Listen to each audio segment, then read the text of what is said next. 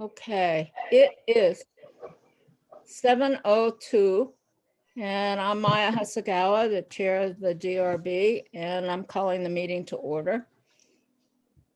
And I want to, before I read my rather lengthy things that I have to read at the beginning of the meeting, I want, Steve, can you put your camera on so everybody can see you? This is Steve Hayes. He's our new planning technician. And I guess we'll get to see him in person next month. So, but I wanted you to know who he was. Thanks, Steve. Okay. I have to read these rather lengthy remarks. All participants except for DRB members will be muted except when taking the oath, presenting, or commenting on a project. DRB members will identify themselves when they speak or ask questions, unless I happen to call on you by name. Members of the public will identify themselves before commenting when called on by the chair. Voting will take place by roll call to ensure the accuracy of the record. If there are technical difficulties, it is understood that the meeting is adjourned until a future time to be determined by DRB members and staff. The meeting will proceed in the following order. The applicant or applicant's representative will be invited to present their application or proposal. Board members will ask questions of the applicant or applicant's representative. Interested persons will be invited to present information regarding the application or proposal. The applicant, applicant's representative, or interested persons can then respond to the information that's presented. Finally, we'll have additional questions or comments from the board. So those are the kind of the ground rules. And now I'll read the legal part that I have to read. At the DRB, we hear applications for land development in the town of Brattleboro and appeals of zoning administrator decisions. Procedurally, the Development Review Board operates on the record. Broadly, this means we take a clear record of testimony from the applicant and any interested parties, and then issue a written decision with our findings. Applicants and members of the public should be aware that as we are on the record, this is your opportunity to comment on and provide evidence relating to an application. In the event our decision is appealed to the environmental court, the court will not take or consider additional testimony at its hearing, but will look at the evidence from our hearings, the regulations, and determine if the evidence supports the findings and the decision of this board. Only interested parties that participate in this proceeding may appeal a decision made by the board. So I strongly encourage all of you to speak up at this meeting. Okay, so now I'm going to administer the oath to anybody who thinks they're going to testify, or not non-board members, members of the public who think they're going to testify. Would you please unmute yourselves and you can put your cameras on, and I'll read the oath. I hereby affirm that the evidence I give in the cause under consideration shall be the whole truth and nothing but the truth, under the pains and penalties of perjury. Would everybody respond? I do. I do. I do. Thank you. You can mute yourselves again. Applicants require a majority vote of the full board to succeed. That is 4 votes out of 7. If we do not have a full board to present to hear your application, then we will consider a request to continue your application to the next meeting. And I believe we have 3, 4, 5, 6, 7, 8. We have 8 board members and alternates present, and so I will appoint an alternate to hear the cases, and then we will be in good shape.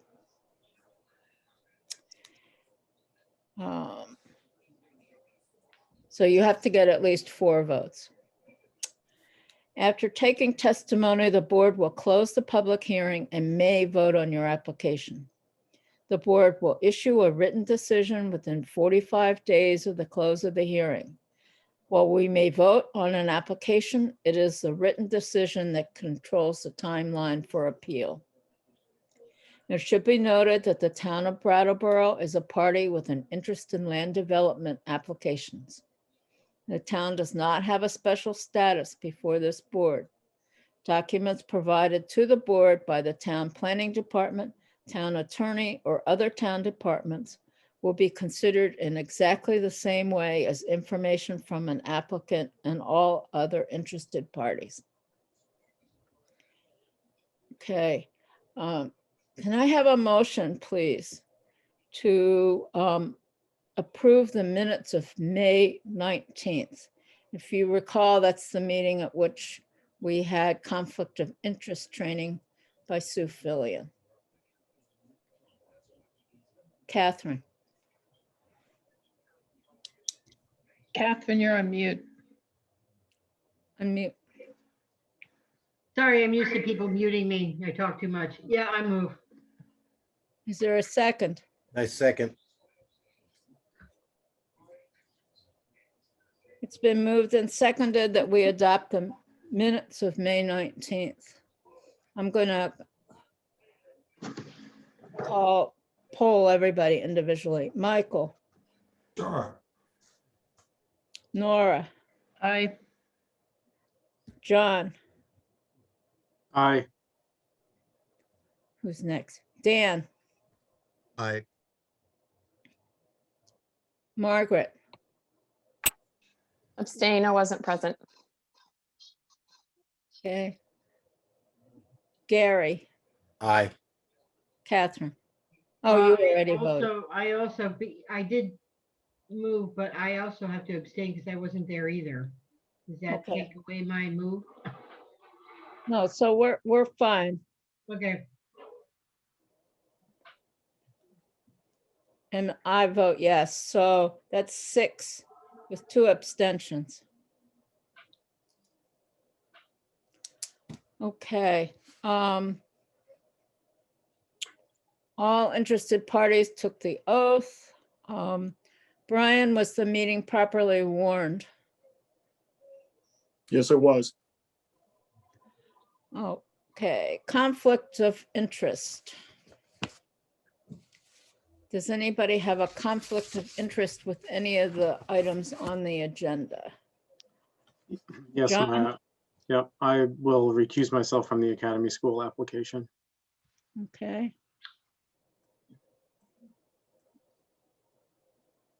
Dan? Yes, and I'll recuse myself from the Groundworks Collaborative Foundation application. Okay. So I'm going to do this.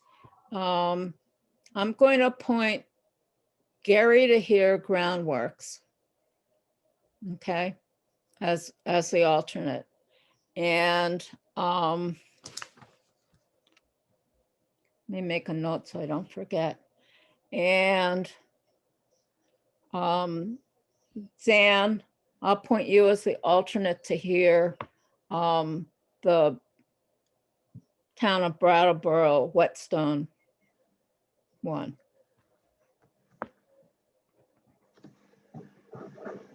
Okay. And Gary, I'm going to appoint you to hear the school, Academy School. So you each get to vote on something tonight. Okay. Where am I?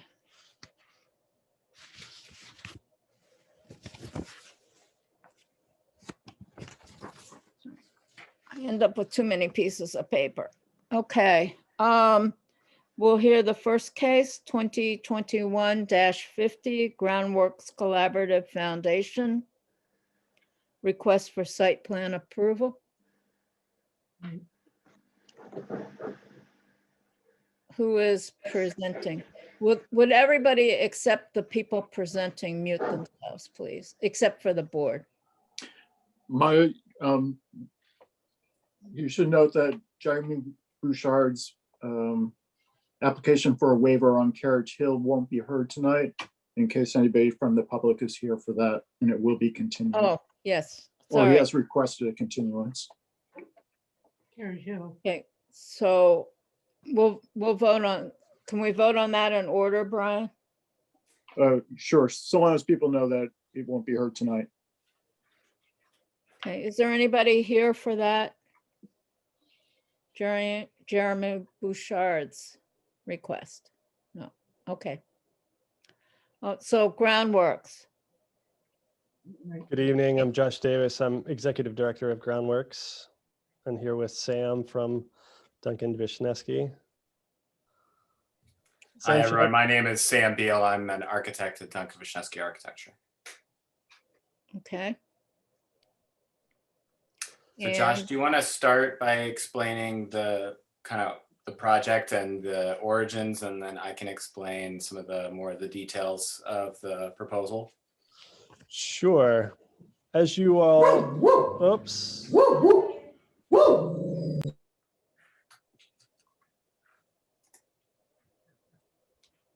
Oh, there's always a critic. I have crying children, so between that and the dogs, I think we got it all. Of course, the covered. timing is perfect on that, right? Right when it's my turn to speak. So thanks for your patience. As you're well aware, we were here, I guess it's been almost a couple of years maybe, to talk about the project that we have going on South Main Street. And so when we were here before you, we presented a project for 54 and 60 South Main. And as you can see now, if you drive by South Main, we have just about completed the new drop-in center and administrative offices on 54 South Main. Now, as part of that project, the building that was and has been the drop-in center for a number of years was slated as a renovation. And as part of the preparation for 54 South Main, we were there was a 2-car garage that was in the back, along with an L on the original building that was slated to come off as part of that project. And as we started to get into the demolition of 60 South Main, the realization of the incredibly deteriorated state of that building became just really apparent. And so we have worked with historic preservation over a long period of time to come up with mitigation strategies, and ultimately have determined to demolish that building. That was the mitigation plan for 54. So it's been a complicated and for me, complicated process. It's my first exposure to something like this and having to change plans kind of midstream. And so what we're here tonight to talk to you about is the plans for a new building to go in the spot of what is still currently there at 60 South Main. And as a reminder, I would just name that in 54, in the new building that is already there, we'll have the drop-in center. We have lockers and we have bathrooms with showers. We have a space for people to be. We have a big program room that we can have organizational meetings, community meetings, along with client meetings. And that first floor is also flexible space that transitions into the overflow shelter. And we've been kind of moving around for a number of years trying to find a home for the seasonal overflow shelter. And so this space is also our emergency shelter in the wintertime, along with our administrative offices. For 60 South Main, the building that we're talking about tonight, it's primarily our case managers and support staff. And so we have our representative payee in this building. We also have our case managers who work in the community with folks that are experiencing homelessness. And so they'll work with folks in any state of homelessness, from literally on the street doing outreach to that kind of thing, to working with folks on paperwork, getting them into units. And sometimes we even continue to work with folks after they are housed. And so this space is primarily for their workspace, along with our HealthWorks team. And so something that I'm really proud of is our innovation with our embedded providers. And so we have employees from BMH, the Brattleboro Retreat, and HCRS who have staff dedicated to working in our programs on site. And actually through the pandemic, we've really been able to expand our HealthWorks team. And this will primarily be their workspace. So I'd note there would be some client traffic in 60 South Main, but largely clients will be utilizing 54 South Main, and it will be relatively limited client activity in 60. Any questions on overview or purpose of the building?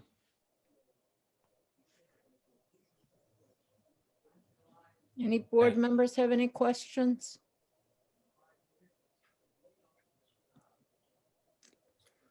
So it might So- be a good. Yeah, so if there's no questions about kind of the programming, I'll run you quickly through the design. The footprint of the proposed new 60 South Main is largely the same as the building that's currently there now.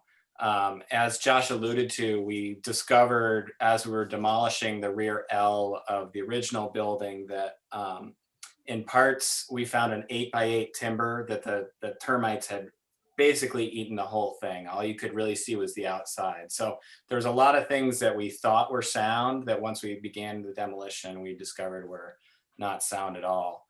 So that was dismaying to find during construction when, you know, we'd already committed these funds, but we were able to pivot. We worked with the Division of Historic Preservation, as Josh alluded to work through these issues and come up with strategies to try to preserve some of this building. And so one of the things that we are doing that you probably saw in the plans is that we are preserving the masonry fireplace in the center of the building and working the new building around that masonry. It's one of the cooler things about the building. It's got what's called a beehive oven, and actually people would have baked bread in this oven back behind the chimney back in the late 1700s when the building was originally constructed. In addition to that, as part of our mitigation strategy, they asked that we document the existing building using what's called a HABS survey, which is a very high level of documentation of the building itself. And so myself and a colleague, as well as a professional photographer and a historian, Lisa Papazian, have been putting together this package documenting this structure so that future architectural historians will have some documentation of this thing even after it's gone. And so I think that's been a good process and a healthy process. And as Josh alluded to, we really did try to save this building, and we went through a lot of work with engineering ventures, a structural engineer skilled in historic preservation to try to determine what it would take to preserve it, and ultimately came away with a too high a price tag to save it, plus quite a lot of rot. So that being said, if there's any questions about kind of the historic and the demolition, it'd be a good time to just discuss that now before I go into the proposal for the new structure. Does any board member have any questions? And can everyone see my screen? I started sharing a little bit, Yeah. so you can see the Yeah, site it looks a plan. lot better. I can see, but I just wanted to say that that's definitely an historical, but I mean, growing up in Vermont, there's a lot of history Mhm. to that place. And that's how I met a lot of interesting people in this town and getting involved myself. And I tell you, it's going to be well missed. Sad that we couldn't, preserve it or, put it somewhere else. But Yeah. nonetheless, at least you were able to take that and salvage what was that and just preserve it in another way for the historical society or however you have it set up. Gary, next time you speak, you need to identify Oh, yourself. I'm sorry, Gary Stroud. And Catherine had her hand up before. Oh, okay. I started didn't see you. I talking. can't see with that long thing. Yeah. Sorry. That's okay, Gary. My quick question is, the historic element of the building is this fireplace? It's one of the historic elements, yes. What is essentially, is it the fireplace in the whole wall? Is it the fireplace in the room? Is it just? Yeah. Maybe it would make more sense if I pull up a floor plan for the proposed building. Let Okay, me do that real quick. And then I can mark on the screen what we are talking about. Catherine, it's here. good to see you. Gary, it's good to see you as well. It's been a while. I would just add yeah, that, I know. I'm still Right? trying to get on your board. One of these days. one of these days for sure. I would just note that we learned through this process with historic that the building was built in roughly 1780. Okay, And so it is an extremely old building for this area. And given the deterioration, we are looking at mitigation strategies. And what we landed on is one of the most historically significant aspects of this building is the fireplace. It's the three-sided, I always mess it up. Is it honeycomb or? Beehive. Beehive, that's right. Yeah. Fireplace. And so a strategy, since we couldn't save the whole building, was to preserve the fireplace itself and then document, as Sam said, just do an incredible amount of documentation, as right now they're kind of doing a piecemeal demolition of the inside and taking photographs and doing drawings to preserve what is really historically significant. so building. is there a, I'm thinking about the actual construction where the fireplace is. Is it a wall that is against the fireplace, or is it extended? I mean, I would love to have you save it if you can, but is it really possible to do so and build around it? Yeah. So we recently did some selective demo of the interior to understand how the building was framed. We're documenting that. It's actually quite cool. There's these diagonal braces. They're all connected with pegs. It shows, sort of that vintage of construction in the late 1700s. They were parsimonious with their metal fasteners. So a lot of dowels, dry fit connections, which is cool. But the fireplace, the three-sided fireplace, that you can clearly see that now that the framing has been removed. And what we will basically be left with when we put Humpty Dumpty back together again is there will be framing around it, but you will have the fireplace surrounds reinstalled with the original trim onto the original masonry. And so essentially that's what we're looking at right now, is preserving the masonry, setting the trim aside to be reinstalled trimming around the fireplace openings. It will not be functional, but you will be able to see and observe that history once the new building is constructed. So is that the fireplace in the center of where? Can you see my mouse? Yes. Yes. So this is one fireplace that will be visible there, and then there's two more that face north and south on the page. So in the olden days, they would do a large central masonry fireplace with a fireplace in each room, because that was the way you heated the whole house. It wasn't particularly efficient, but that's why you have the multiple fireplaces. And so to some degree, we have Groundworks to thank for the preservation of this thing, because they never had any money to do anything other than let it be. Sorry, Josh. But so we still have this building. It's the framing and some of the crawl space stuff is problematic, but the masonry is quite sound. And so now that we've taken the framing away, we've been able to confirm a lot of that, and we're feeling good about, not to get too technical, but we're going to pour kind of a concrete girdle around this thing so that it stays stable during excavation, and then we will dig down, pour a slab on grade around that. And so the details aren't all worked out, but we're feeling good about that process now that we've done some of that demolition understand. So will that be some kind of communal room or something if the fireplace is in there, kind of, it looks like it's something that should be celebrated and maybe a place for people to congregate? Yes, yeah. Okay. I can walk you through the floor plan when you're ready, but it looks like Gary has a question.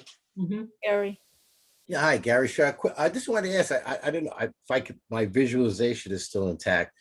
Wasn't there like an addition to that, Josh? And also to like another part of the extension where the garage was in the back? When you go further back, was that salvageable as well too? Because I know there was another part also. Yeah, the garage and the L were not as historically significant Okay. buildings. And so it was really the main house that we were looking at. But you're absolutely right, Gary. Coming out the back where it says case manager office, there was Right. an L that extended off there, which is where the kitchen was and the laundry. And it went back to the refrigerators and the freezer back there. And then, of course, there was a space in the building and then the 2-car garage in the back. We took the garage out and the L out to make more parking on the property. So 54 is a larger building. And so we needed to have more ample parking than what we had prior to it. And so that was part of it. Okay, I didn't know. I thought there was more than one fireplace, but I can't. It was like a labyrinth. Even when you went upstairs, these other crawl spaces that were. I tell you, it just brings back memories, and wow, at least you by stairs, I think you mean the ladder that would go from. Yes, I mean, the pitch is just incredibly. It's like sharp. I've never seen anything like it, but yeah, I'm glad you were able to salvage some pieces of that for historical reasons, which is awesome. Thanks, Gary. okay. Sam, do you want to continue? Yeah, I'll just give you a quick rundown of kind of how we're using each space, and then I'll show you some exterior elevations and perspectives of how the design comports with the street and relates to the other building at 54. So we have a stoop entrance, which is following the form-based code, which, and this will be the public entrance and the accessible entrance from the street. Leads you into a small hallway. From there, we have a provider exam space where clients may see a provider, as well as what they call the representative payee, who helps people pay bills. And so this is sort of the public front of the house part of the building. Proceeding further, we have a public bathroom. And then I forget who asked about, I think it was you, Catherine. We do have kind of a public waiting area where you'll be able to see 2 of the 3 fireplaces. From there, we're tucking some mechanical space underneath the stairs. Staff will use the stairs to go upstairs for some office space, but we also have some office space on the ground floor designated for case managers. Because accessibility is important, they will be able to accommodate anybody who cannot use the stairs who's working at Groundworks within this case manager's office. On the second floor, we basically have a large open workspace and a conference room. And so the state of Vermont allows us to build up to 1,000 square feet of usable space on a second floor without providing an elevator. And so we're coming up against that, but we think we're within the, we are within the code to have this single exit and no elevator. And we believe we're accommodating anyone who isn't able to use the stairs with the ground floor accommodations.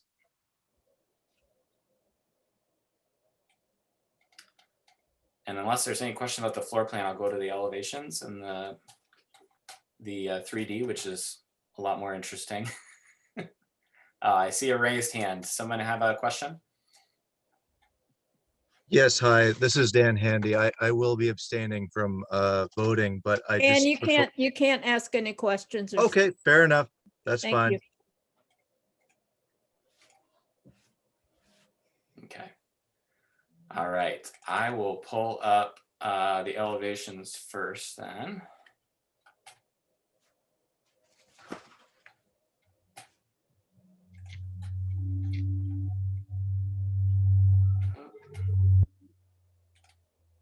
Everybody see the elevations okay?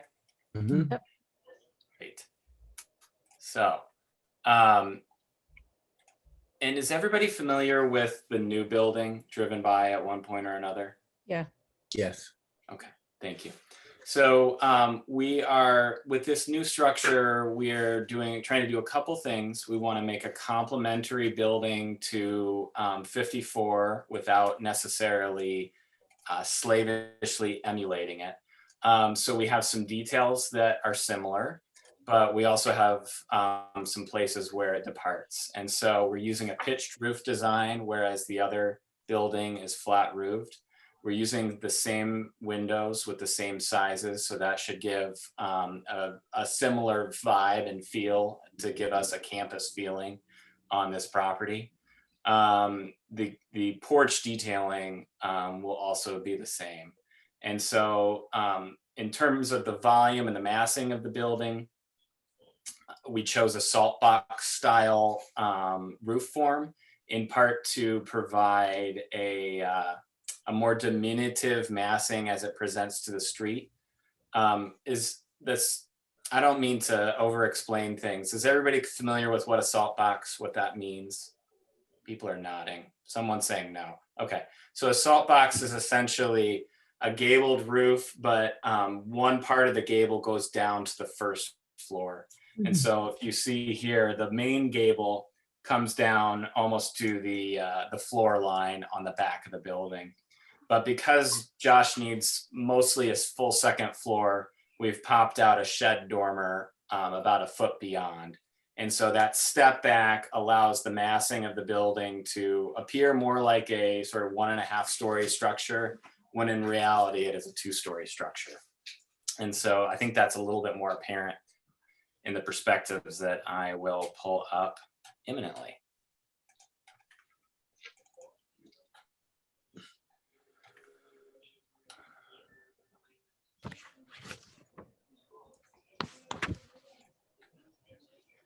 Okay, so we have 3 perspectives here. One from kind of one from approaching from downtown, looking up.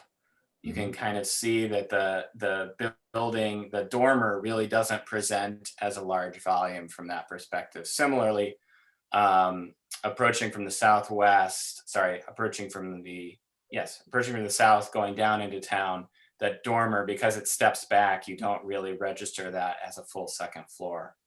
And then the top perspectives gives you a sense of what the 2 buildings look like side by side. Now, as far as the color of the building, we're presenting that the same in both buildings. We haven't yet determined whether the new structure will be exactly the same color as the old. That's something that we're still working on, but that may very well be how we, go in order to, again, provide that campus sensibility and make sure that everybody understands, hey, I'm going to Groundworks, both these buildings, rather than feeling completely separated. Sam, Yes. this is Maya. I have a question. The Sure. porch on 54 Yes. looks larger than the proposed porch on 60. Yes. Does the porch on 60 meet the requirement of 16 square feet? Yes. It does. It's believe it's 6 feet by 6 feet, so it's 36 square feet. So it's well in excess of the 16 square feet that is required for the stoop. Okay, thank you. Mm-hmm. I don't know if it's important, but we did that on purpose because the primary client space are folks that would be new potentially to coming to see us would enter through 54. And so we wanted to make that one a bit larger for clients and visitors.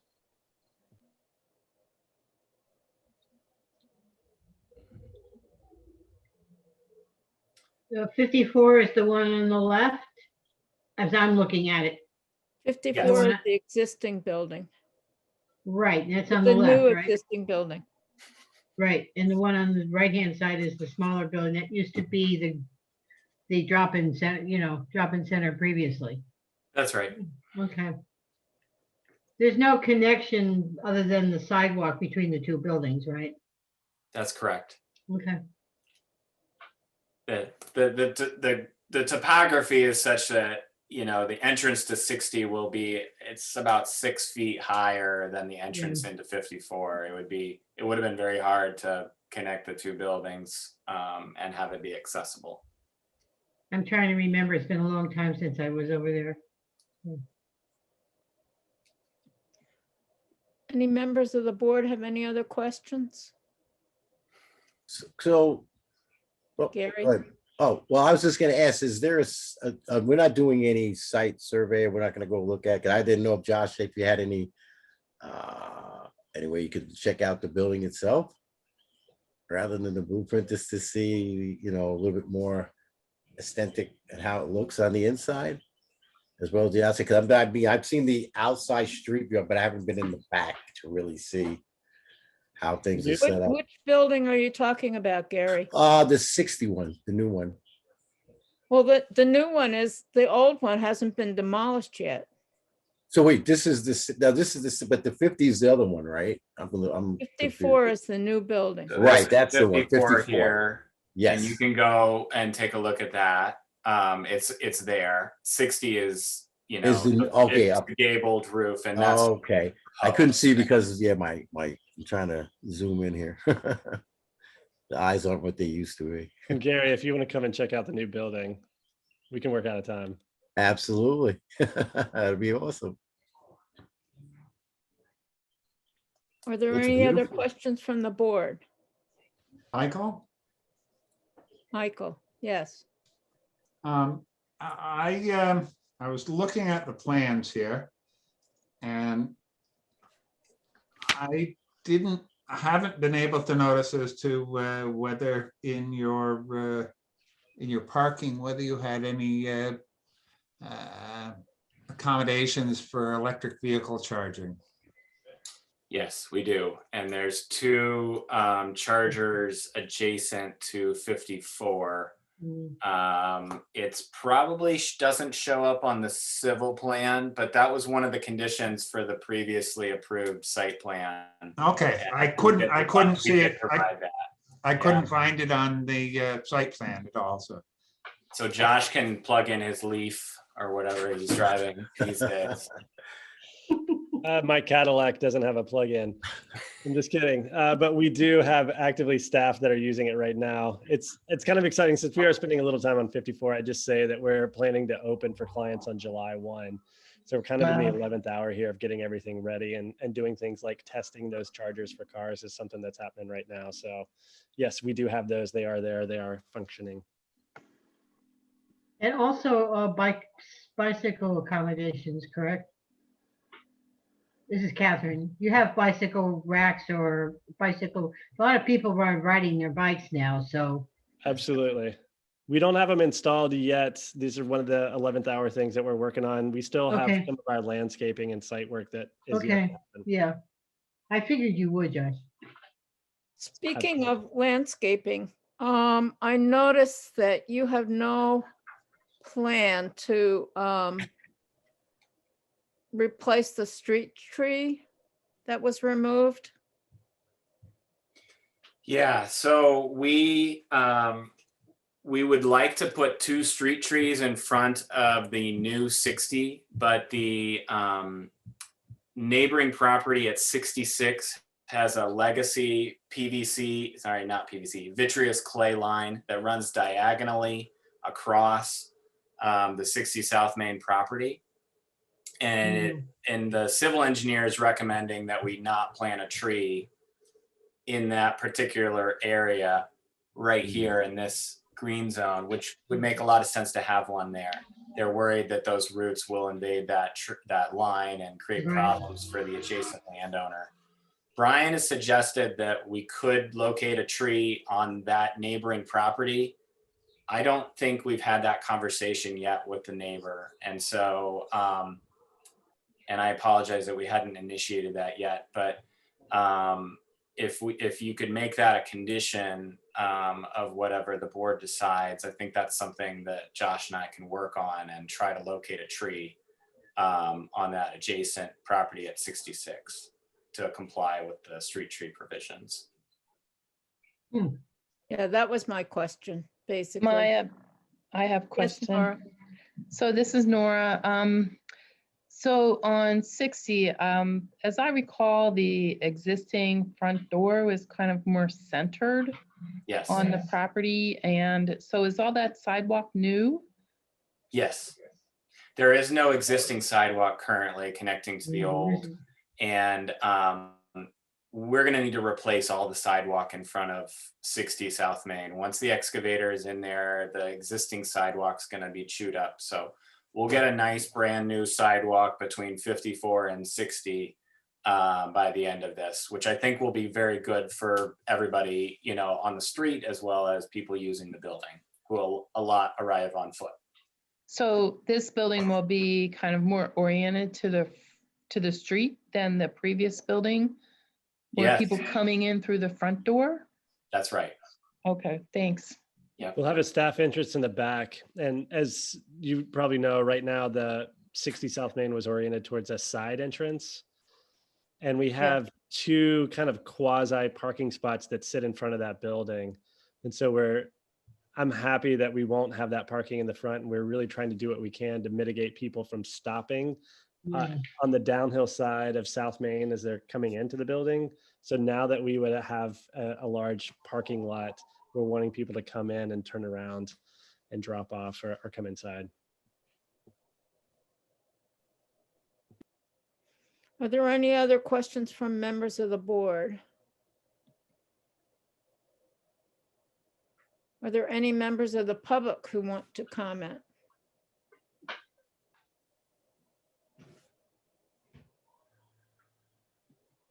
Hearing none. Does the board have, I'm going to ask once more, any more questions or comments? Do you feel comfortable taking a vote?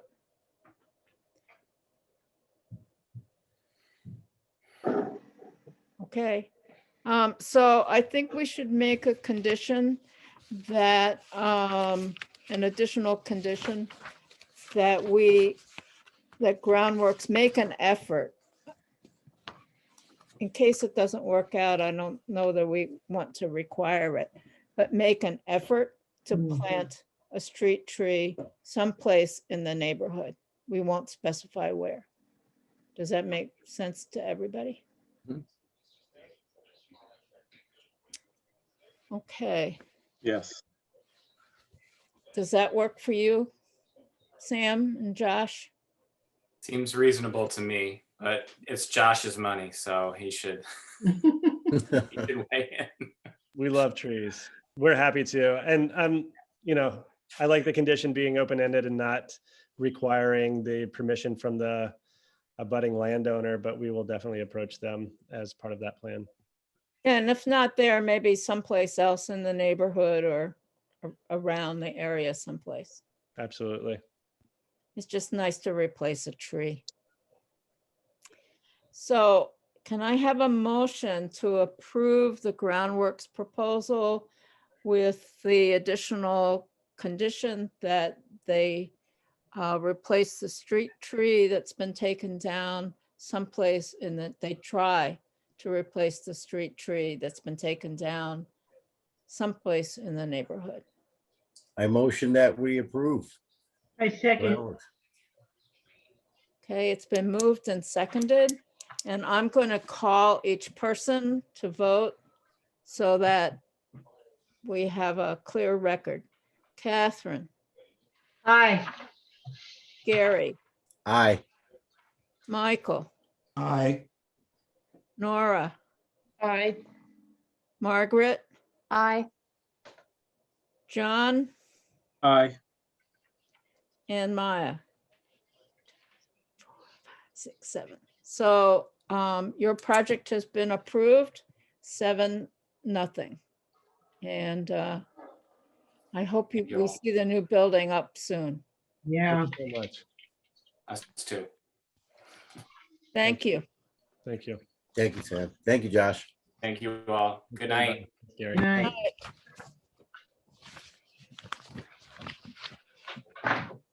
Maya, just for some housekeeping, there are some participants and I just need their names so that we can keep an accurate record. We have a Mark who has no last name listed. Mark, could you give me your last name?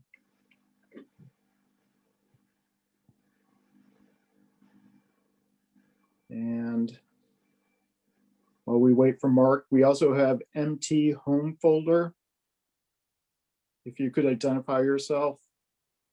There's also Corey, no last name, and somebody is participating by phone. If they could tell me their name.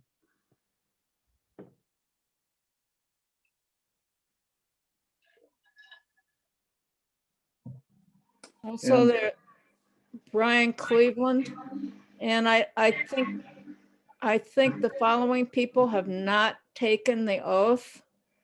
And that includes, I guess it's Mr. and Mrs. Cleveland and Mark and whoever's at Mountain Home and whoever's Corey is and whoever's on the phone. So, and I'm not sure if John Sessions took the oath. So can you please give us your names and unmute yourselves so that you can take the oath? Otherwise, you can't speak, and or if you do speak, it won't count.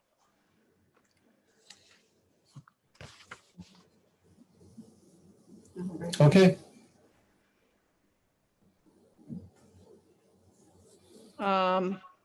Mark, Mountain Home, Corey, can you hear me?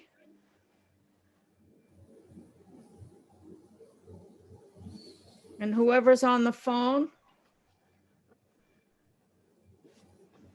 please unmute yourselves.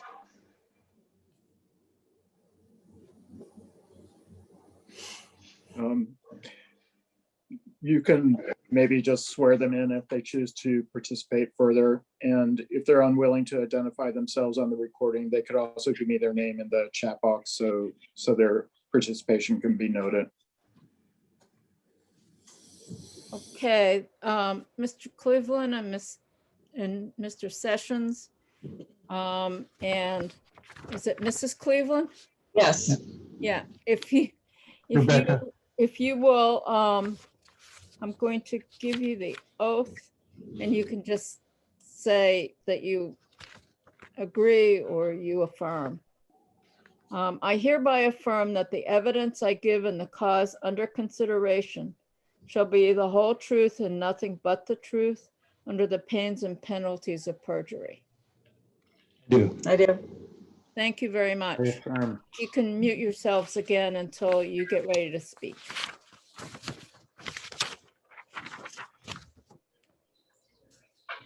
Okay, the next case is the town of Brattleboro, Urban Center District request for flood hazard approval. And Dan has been appointed to hear this case. So Gary, you're not voting on this one. Hello, everybody. Dan Tyler, the Utility and Highway Superintendent for Public Works in Brattleboro. This project is the retaining wall adjacent to the whetstone pathway on the co-op side of the brook. We had a failure of a section of the wall there. The existing wall was laid up stone.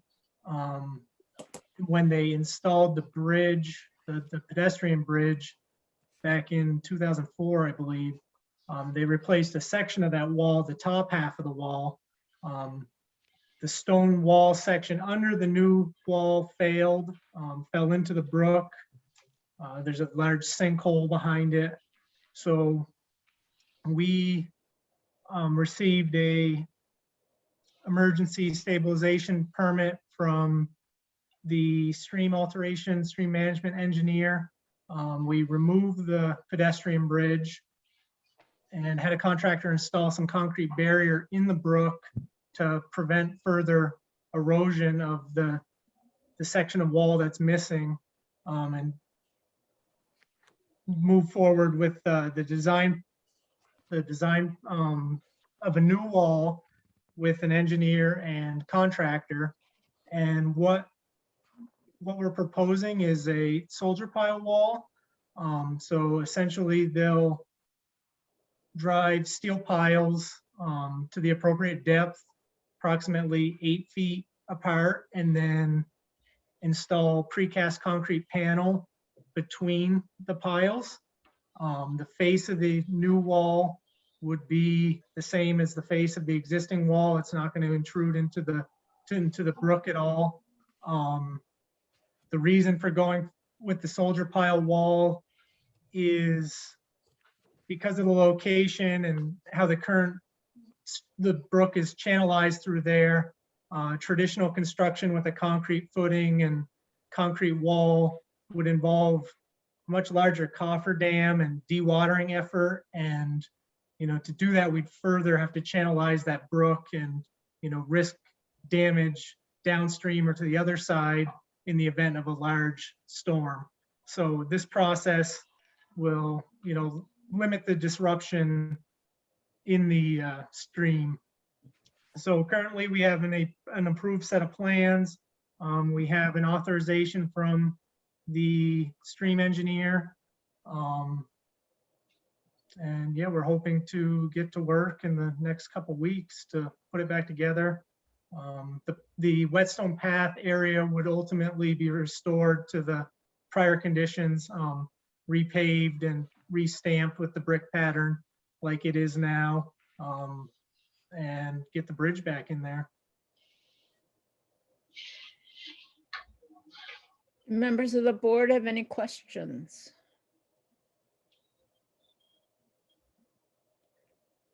Michael or John, you're an architect and engineer. Do you have any questions? Yes, I do. Michael here. I understand you're going to drive those down in, you're hoping to drive them 15 feet down? Correct. And have you done boring so that you have a pretty good feel that you're going to be able to make your 15?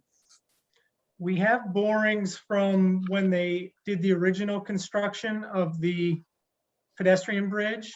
The borings indicate favorable conditions for the piles. And in the event that, there's a boulder or something that affects the depth of the piles, there's an alternate plan to install like a large concrete deadman behind the wall that it would be tied back to.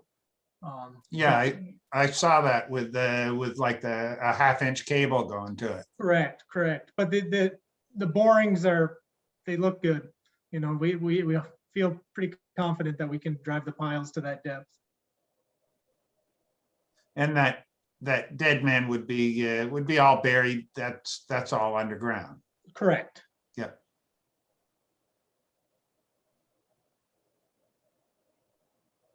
Are there any other questions? Any members of the public have any questions?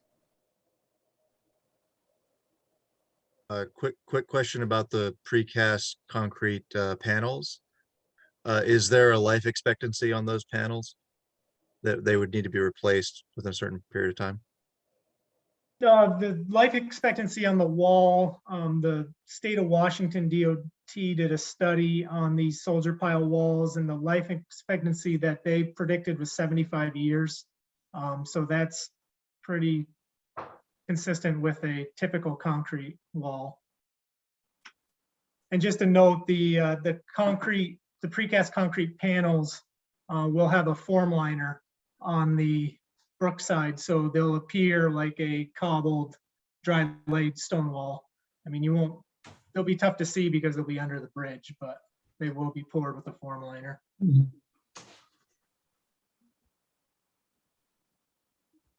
Do any members of the public have any questions? Comments? Any other questions from members of the board?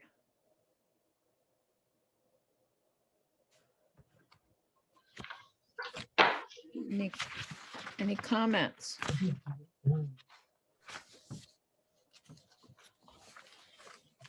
No.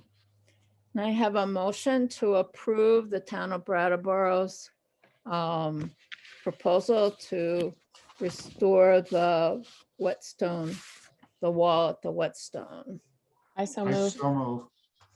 Margaret I'll and, second it. oh, okay, Michael. So Margaret and Michael. Okay. It's been moved and seconded that we approve the town of Brattleboro's project at the Whetstone Creek. I only have one quick question, Catherine here. Do you have any idea about the length of time what's going to take? Are we going to be done by, say, the end of summer? That's the idea, yeah. Okay. Are there any other questions or discussion? I guess one question as to Dan, as far as environmental impact, is that going to cause any other issues down the road? Installing that with that existing wall, anything else has it already been fitted and Gary, you can't ask questions. He can, can be a member of the public. Oh, okay. yeah. He just can't. Sorry. That's the question. That's why I was asking as a public. Yeah, no anticipated impacts on anything downstream. Okay. Okay, are we ready to vote? Catherine, Yes. let's see, Dan, I, Michael, Aye. Nora, Aye. Margaret. Margaret, Aye. John, Aye. and Maya. Aye. Okay, so your project is approved, Dan, and I hope it gets completed soon. And the vote was 7-0. Right, thank you. Good You're night. welcome. Have a good evening.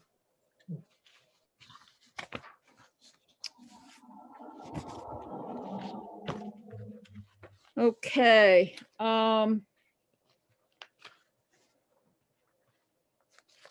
Project 2156, Jeremy Bouchard, request for a waiver.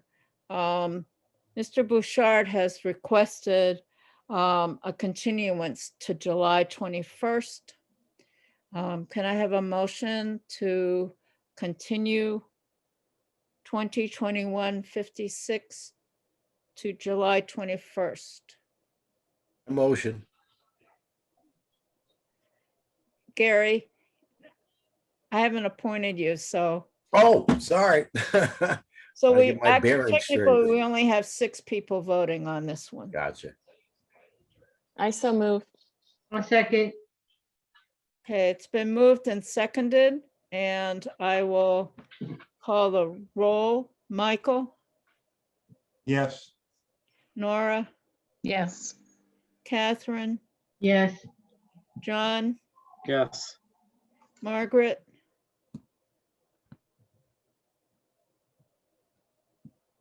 I move. Yes. and Maya. So the project 2021-56, Jeremy Bouchard has been continued to July 21st.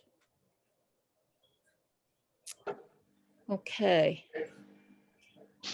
We'll now move to 2021-80, Brattleboro School District, Village Center District. Request for site plan approval to demolish a temporary classroom building and construct a new addition. John is recusing himself from this one, and I've appointed Gary to hear this one. So Dan, you can stay and ask a question as a member of the public. Okay. Who is presenting? I am. My name is Corey Frazee with Stevens and Associates. Good evening. Okay. Before we get started, I have had two coworkers join me. They just came into the Zoom meeting and they may speak this evening. So I think you need to swear them in, correct? Diane Abate and Jamie Martell. Yes. If the two of, if you can, Mr. Martell, if you guys can unmute yourselves. You need to take the oath.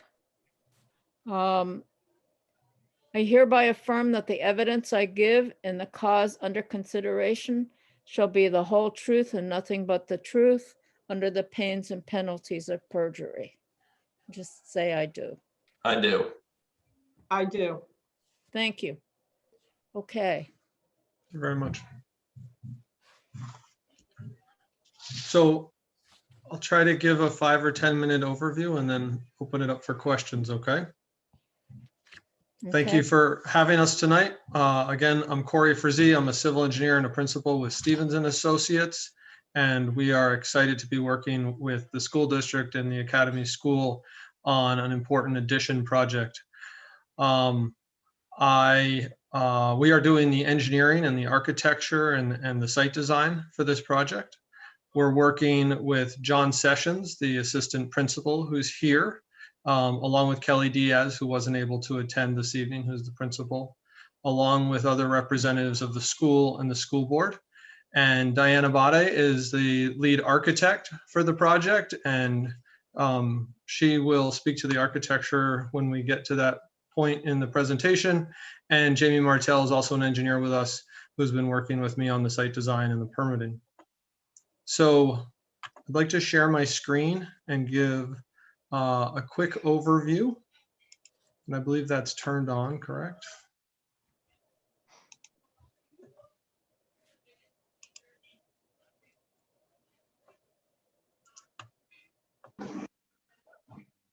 Is everyone seeing my screen? Can you make it a little larger? I'm just having. I'm unable to tell which screen I'm sharing. I apologize. I'm going to try that one more time. Share screen 2. And Diane, I'm going to put you on the spot. Diane, are you seeing the PDF with the locus map? Yes. Okay. So yeah, I will zoom in on that. So this project in very general terms is for an addition. It's an important project for the academic support programs at Academy School. And in essence, it replaces an old temporary modular building with an addition, while at the same time offering improvements to the overall academic programs. And so I just wanted to get everybody, Academy School sits off of Route 9 or Western Ave, so make sure everybody knows where in town we're talking about. Here is Interstate 91, and then in West Brattleboro, near the fire station, this V-shaped building that I've got a blue circle around is Academy School. And here, if we zoom in even more, now you can see the access. I hope everybody can see my cursor. If you can't, I'm talking with my cursor this evening. The access into the school is here. The large staff parking lot is here. Buses come in, they drop off in front of the school, and then they go out a different way back to Western Ave. And this is the school building. 1996, I believe this addition was put in, which kind of makes the building look like an A. And then behind the school, we have large playgrounds and access into the woods. So the White House, as we call the modular building, is here. I'm trying to highlight that for you. So that's the location of the White House. The White House is 1,500 square feet. And the approximate location of the addition, which is not shown on the screen right now, but I'll show you in a second, is there. So it's behind the building and it's off one of the legs of the A, as I call it. And it is approximately 2,200 square feet. So if I move to one of our site plans that we created It's rotated a little bit. So just to keep people oriented, here is Western Ave or Route 9. And here's the access that comes in. I'm sorry, got myself confused. Here's the access that comes in. There's the large staff parking lot. And the access continues to the drop-off circle here. And then you see the footprint of the school. And at the back of the building, there's the addition now highlighted. I'll zoom in on that a little bit. And the White House building, or the existing modular building, which is scheduled to be removed, is right there. So I want to point out a few things. We worked with the fire department. They currently have access all the way around the building, and we wanted to maintain that. So we worked with them to figure out how we could maintain that. Off of the extreme western side of the building, there is a roof overhang, which makes it difficult, or it prevents their ladder truck from driving down this side of the building. So their access is all the way around the other side of the building, and they drive on. This is asphalt that my cursor is on. And then to get around the building where the addition is, they currently drive through what's a basketball court.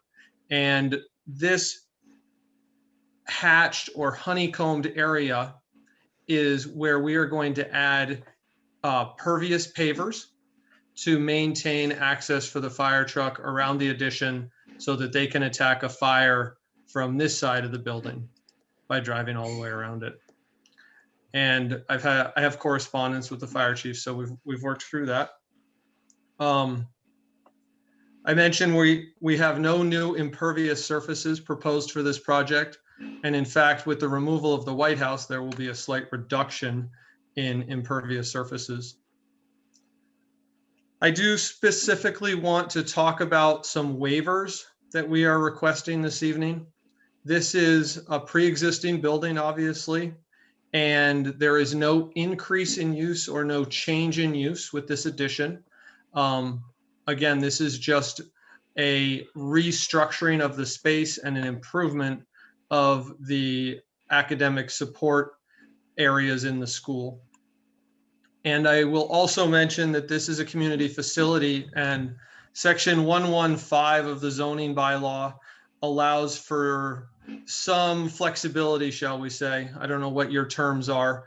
And so I'll point out that we'd like that to be considered as well regarding our waivers. So with regards to parking, EV charging stations are proposed. It will work best for us to put 2 EV charging parking spaces in the staff parking lot. So again, this is the larger parking lot as you drive in. There's electricity out there for the lighting, and 2 EV charging stations are proposed there. And then what we would like to do for the other 2 spaces is to have electric bicycle charging available immediately outside the front entrance of the school for the other 2 charging stations. We are asking for an allowance of 5 years to construct those improvements. That's a significant additional cost to the project that wasn't anticipated, but when we were reviewing the project with the planning office, it makes a lot of sense to install these. We would like that 5-year window so that we can secure funding, especially with ARPA. It sounds like funding is going to become available for these types of projects, and we don't think it's going to take 5 years. We just want the time to make sure that we can secure funding for those improvements. Also related to parking, these parking spaces exceed the current zoning requirements to have the parking broken up by no more than 10 stalls before you introduce a landscape island. And I have prepared an exhibit here, which I will show you. Page 23 here. So there's an exhibit here which shows how we could break up that parking. But again, and John Sessions can speak to this, but I have kids that go to school there. This school needs every parking space that it currently has. And we are requesting a waiver to not install these landscape islands and to maintain all 68 parking spaces. We've counted them. There's 68 parking spaces in this lot. The EV charging stations are essentially going to go there, and that's going to take up 2 spaces, and we really don't want to lose another 4 spaces. So that is one of the waivers that we are requesting this evening. Uh-oh, now I'm all zoomed out. All right.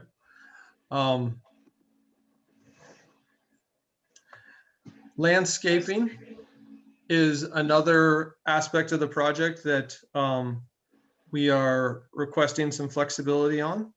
And I will move to that page here. So this is a more detailed site plan of the addition. We are now in the back of the building. And this area here that I'm highlighting is the addition coming off of the existing building. And I'm just going to pause there and make sure that everybody understands that. I'll actually highlight it because I want to make sure everybody's got their bearings here.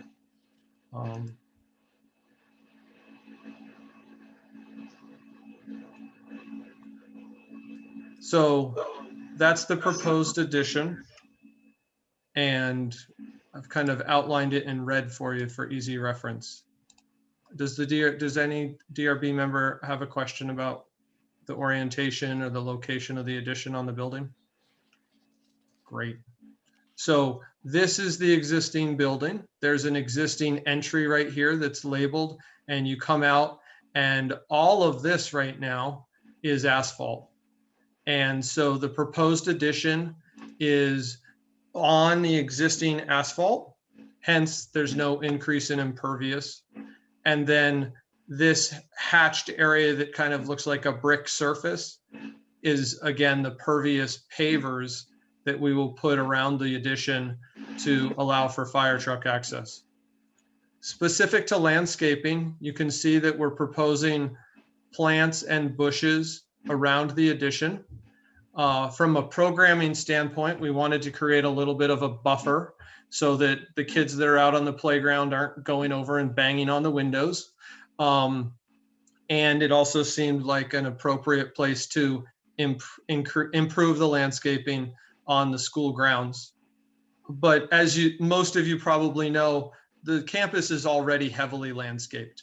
If I go back to the aerial photo, there's a large playground, fields, there's existing woods that surround the property, and a lot of existing landscaping. So we are asking that this landscaping proposed around the addition be found to be adequate. And with regards to trees and parking, part of the zoning bylaw talks about shade trees and shading the asphalt from heat island effect. And in lieu of putting trees in the landscape islands at the staff parking lot, we would like to plant 5 maple trees around the back of the building. And forgive me for jumping back and forth here. But if you see on this, oh boy, if you see on this plan, I'm back to that overall site plan. Here's the footprint of the school, and it's 4 trees, excuse me. But we would like to plant 4 maple trees along the fire truck access. And this is also pavement. It would also benefit from the shade of these 4 maple trees, but it would have additional benefits because it would frame the playground a little bit. So you've got a playground and a soccer field over here. And so the trees would give some definition or some boundary to that playground. And the Academy School students also tap maple trees every spring. As part of their spring study, they tap a couple maple trees in the courtyard.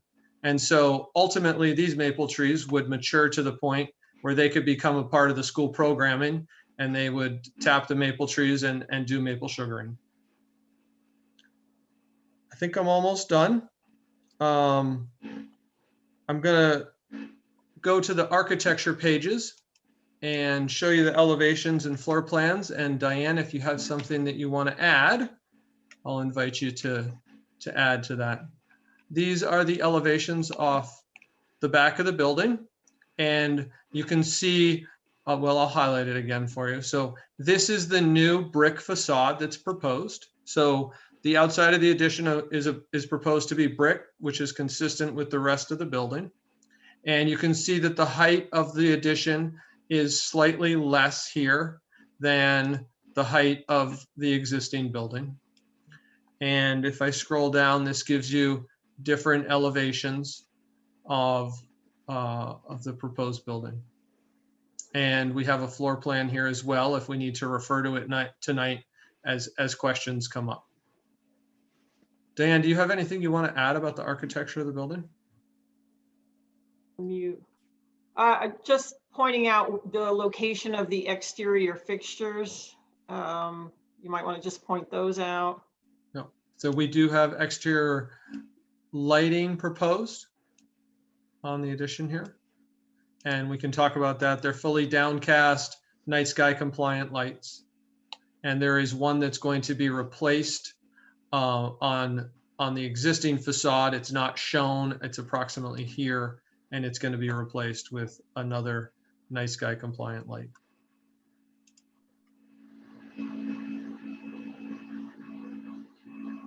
Do any members of the board have any questions before I jump in and start asking questions? This is Margaret. I have a question. If the addition is going to be in a different location than the current modular building, why destroy the modular building? I can speak quickly to that, and John can probably add if needed. The modular building was purchased as a used building. I helped permit that project, I believe, in 2008, and it is well past its usable life. We talked about using it as a shed on the property, but the school has decided it's so far gone, they're not even going to pursue that. Significant costs have gone into that building, I think each of the last 3 or 4 years, just to get it to the point where it's usable for the kids. Thank you. Okay, Nora. So can you talk about the parking lot, and do you have any kind of parking study or anything to give us evidence of why we should grant a waiver on your parking spots? So we have existing use, the existing practices and use of the facility for years now. Every single one of those parking spaces is used on a daily basis, particularly at pickup and drop off times. John, do you have anything you want to add to that? Yeah, thanks, Corey. I'll add, as you mentioned, during high traffic times of a school day at pickup and drop off, that lot is full, and any cars that can't park in that lot are forced to park on Western Avenue, which brings in, frankly, some safety concerns for us as a school a little bit. And so maximizing the number of spaces in that lot would be beneficial. This is Maya. Can you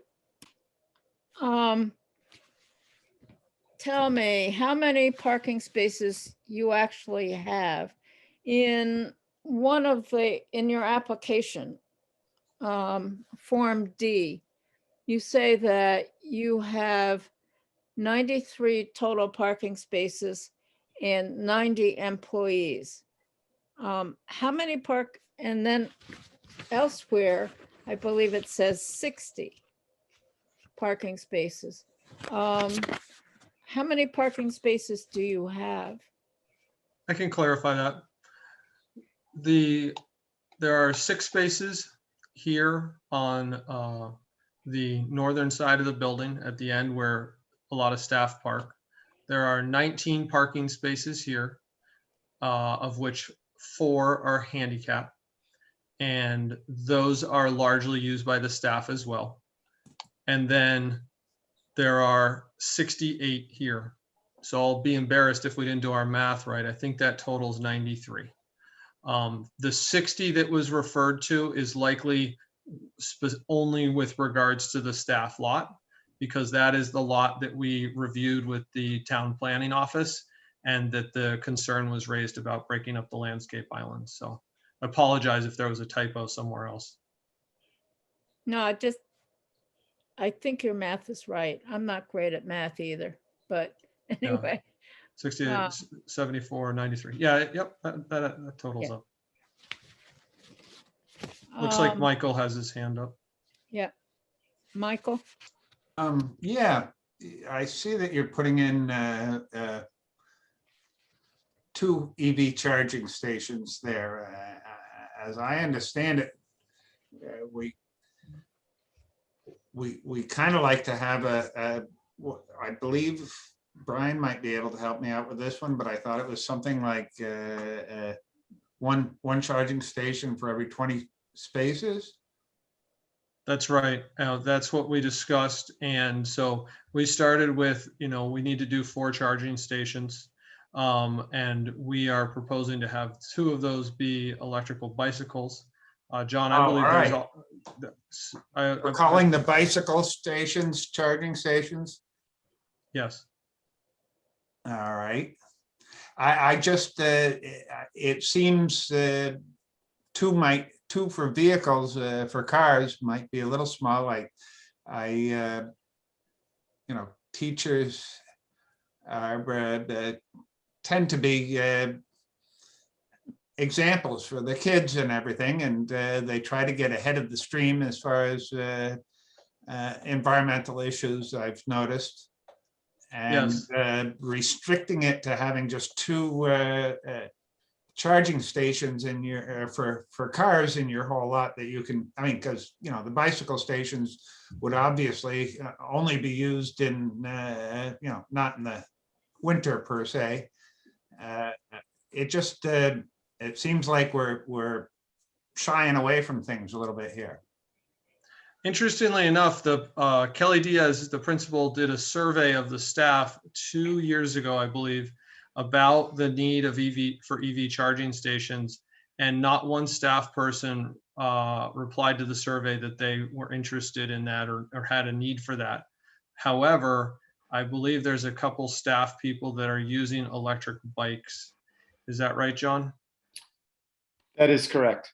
Yeah. So I'm just saying, I've been watching the what's been going on in the electric vehicle market, and everybody and their brother, are coming up with electric vehicles. The president's really trying to push these things.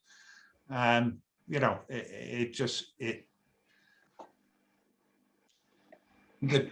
2 vehicle parking spots in your seems like it might be a little short-sighted. Maya? So this is Nora. I agree with Michael. 2 just doesn't seem adequate. 2 years ago is quite a long time in that market. This is something that we've been really focusing on. And in addition, you say you might not do this for 5 years.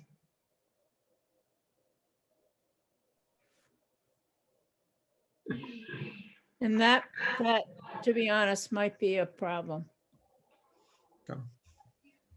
Well, some flexibility on the time frame would certainly be appreciated. We started with 5 years. If you guys have thoughts on what a more appropriate time frame is, we would love to have that discussion tonight and try and resolve that. Your permit, if we decide to grant your permit, is good for 2 years. So we would probably say 2 years. And then if you wanted an extension, you would have to you can come back to the DRB and ask for an extension. Yeah. But I'm not sure that we would grant you time past the life of your permit, if that makes any sense. It does.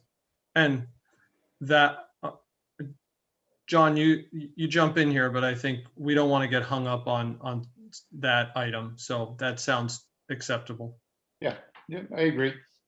Okay. I'm trying to think about a way that we could have another open-ended condition. I appreciate what you did for the boulevard tree for Groundworks.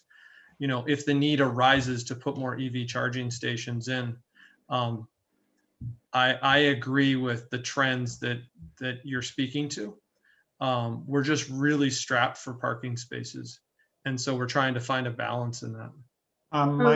Michael here again is, I mean, I know that you have some power out there. I don't know whether it's, whether you're limited by the power that you have out into the parking lot. I was just wondering whether it might be possible to put another EV charging station up in one of the 6 spots that are up against the building.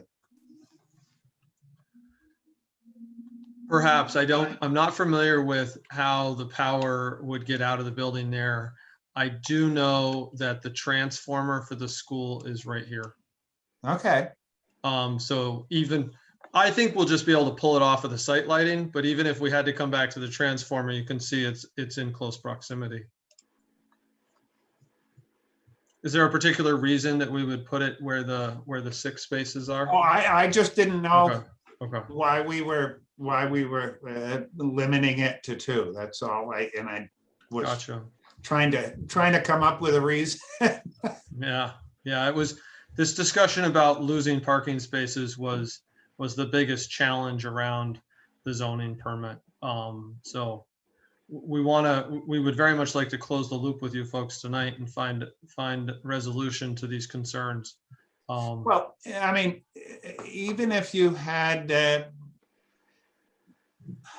I mean, as I understand it, the way things are worded is that you have them reserved, those parking spots reserved for charging. I'm assuming with signage, there might be a way to say, okay, well, reserved if need be or something, you know, that people could park in there without an electric vehicle if there wasn't need for it, you know?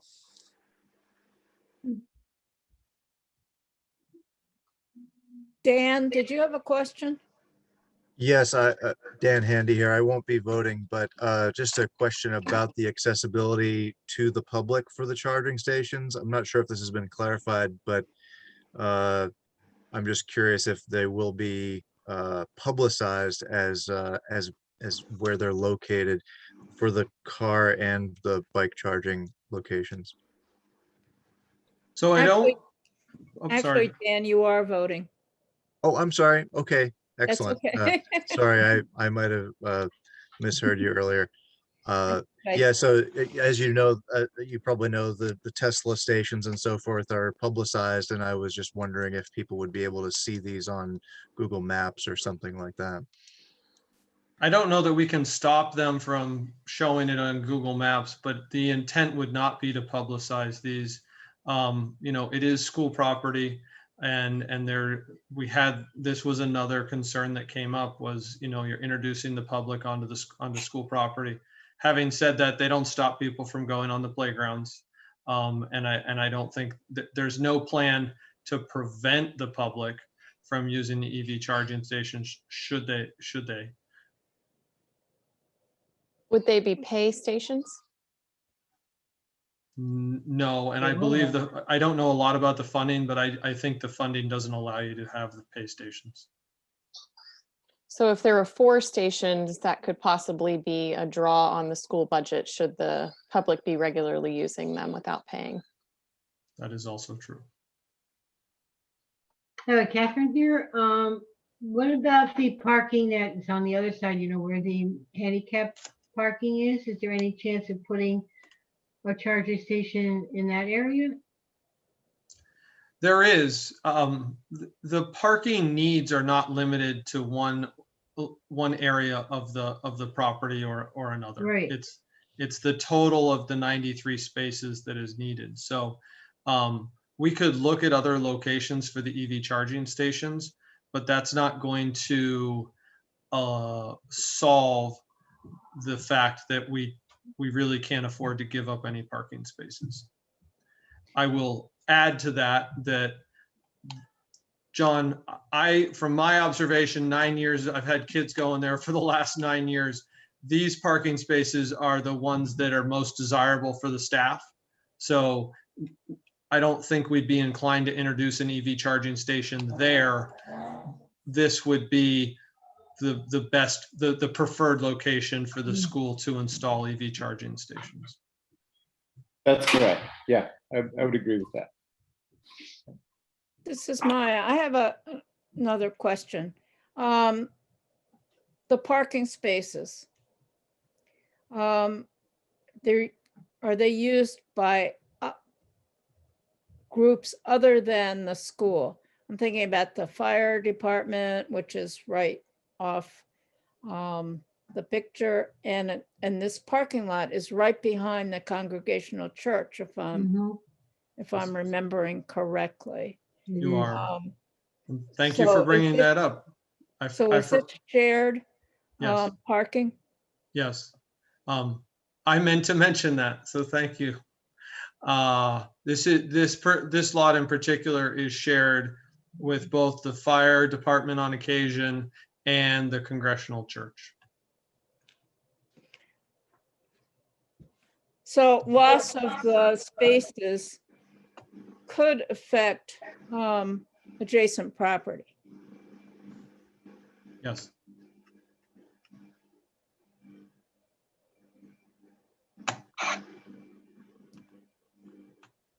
Do members of the board have any other questions?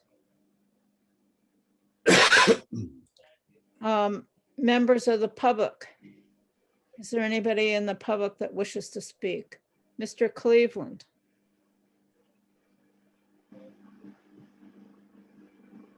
He has to unmute. It moved, sorry. Yeah, this is Brian Cleveland. I was just wondering, is there a statute or something that limits normal cars parking in an EV spot? I mean, would it? Not that It's I'm a first aware come, of. first serve, right? I believe so. And you could sign them as, if you're not plugged in, you shall be towed, but I've never heard of that. So I'm not aware of any reason that somebody couldn't just park in an EV spot, other than it's kind of rude.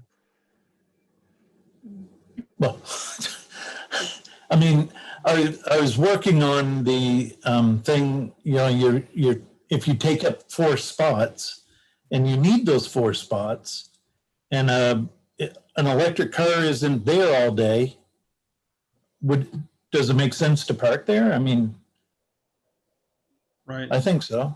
I don't think it's rude. I mean, well, I think anyway. I think you're right, Brian. The challenge is that most people are going to see the sign and not park there. Right. So you kind of, how do you play it both ways? I am thinking that perhaps they could remove the sign, or they could put a bag over the meter of 1 or 2 of the stations if they weren't being used, if there was never any need for it, because I'd hate to see those 2 parking spaces never get used. So what the town does is we have a EV charging only sign, and we don't have every EV charging accessible parking space signed. We start with 1 space that's signed EV only, and then with the intention of expanding that as the spaces are used more continuously. It's Catherine here. To Brian, I live on High Street, and I have access across our parking lot over to Grove Street, and we have the electric car charging stations here. And I have to tell you, all I do is walk. I don't drive. I have never seen anybody park there that wasn't recharging. And all the time, and I walk there all the time, going to the library, going to the senior center. I have never seen anybody park there that wasn't recharging.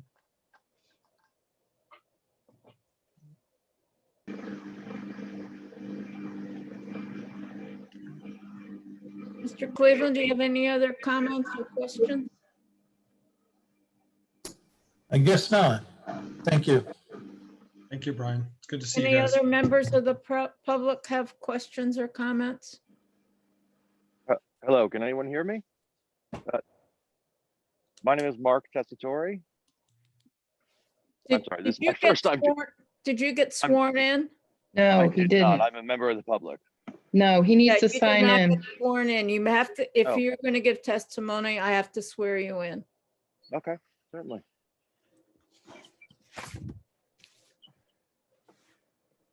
Okay. I hereby affirm that the evidence I give in the cause under consideration shall be the whole truth and nothing but the truth under the pains and penalties of perjury. I do. Okay. My name is Mark Tessitore. My family and I live at 850 Western, which is directly in front of Academy. Our property line runs from Western through the access road and then over 100 feet along the service area road. Some of our questions were, when is the project scheduled to begin and how long is it expected to take? I don't know who to direct that question to. I'm happy to respond. I didn't want to interrupt you, Mark. No, sure. Yeah. Thank you, Mark. So we are hoping that we will start construction in a September timeframe. You know, and that could mean a little earlier, it could mean a little later. And Diane, I believe we've talked about 6 to 8 months for construction. So originally we had hoped that we would have the kids moved back in by the time after Christmas vacation, but it's inevitably going to take longer than that. It's going to stretch into late winter or spring. Okay. And some of these are questions that may not have actual answers yet. Okay. Being right in front on 2 full sides of where this is going to go on, not directly where the project is happening, is there a schedule for time of day to begin, time of day to end, and days of the week that things are going to be worked on? There is not, because we haven't hired a contractor yet. But what we would generally say is that work might start as early as 7 and go until 6. And we always like to reserve the right for the contractors to do work on Saturdays, because we all know construction projects get behind schedule. Typically, on projects that we work on, we see contractors working from 7:30 to 3:30 and then demobbing. What we do plan to do is come up with a detailed safety plan with the contractors. And I would invite that if you have concerns moving forward, that we could include you in those conversations on some level. Sure, that'd be great. I mean, my concerns aren't sort of so much in the safety vein. I mean, I'm sure you can probably see right behind me, that is the gymnasium of Academy School. Yeah. And, you know, I've gone through the application and there's a lot of stuff about the lighting that's going to go up in the new section. And I was wondering if there was any sort of possibility of any new lighting. And actually the lights just came on. Look at that. Well timed, Mark. This is a very busy area for us. Exactly. This is a very busy area. All of the garbage comes through here, all of the deliveries, Food Connects, Black River Produce, all of that. And this is the loading dock right here. The pellets go into the pellet hopper right over there. So we're pretty aware of what's going on. Obviously, I have some interest in finding out the timing and any sort of impact it's going to have on, you know, immediate neighbors. Absolutely. Yeah. I believe the town has some ordinances about construction times. Brian, can you speak to those? Yeah, it's less restrictive than what Corey was talking about, though.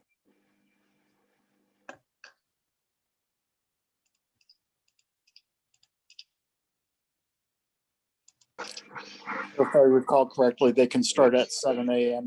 and go through, they have to be quiet by 10 p.m.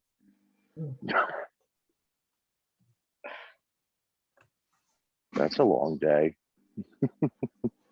Yeah, I don't think that I mean, I don't see books anyone are ever doing planning that. to Yeah. do that. No. But and like I said, I don't necessarily expect answers. Basically, what I wanted to do was get my voice heard, and just sort of put it out there to say I'd like to be, kept in the loop as to what's going to happen, being right in front of the school. Yeah. Thank you so much for that. No, And no problem, it's good to put a name with a face, and we will definitely keep you guys in the loop. I believe that, the Clevelands probably have an interest in understanding this project as it progresses, and I don't recognize any other neighbors. I referenced the safety plan, but that would be kind of the document that we create, or the plan that we create with the contractors, which talks about deliveries, timing of deliveries.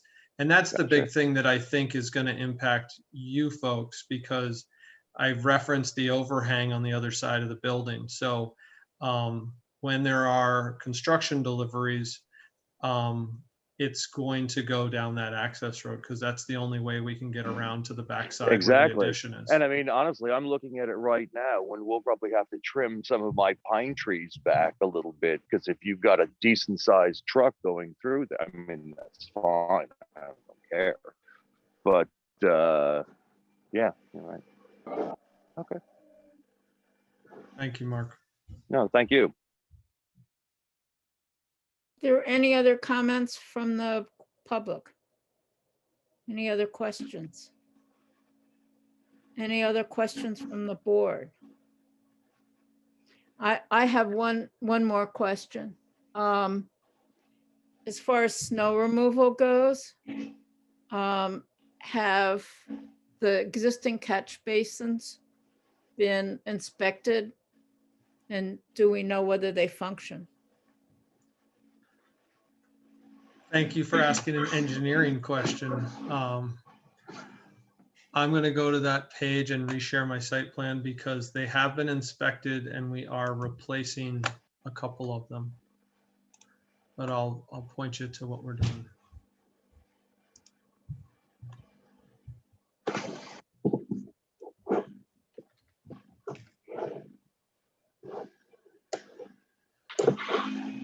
So on the back side of the building, going down the western side, there is some existing drainage improvements which were put in approximately 2006, 2007.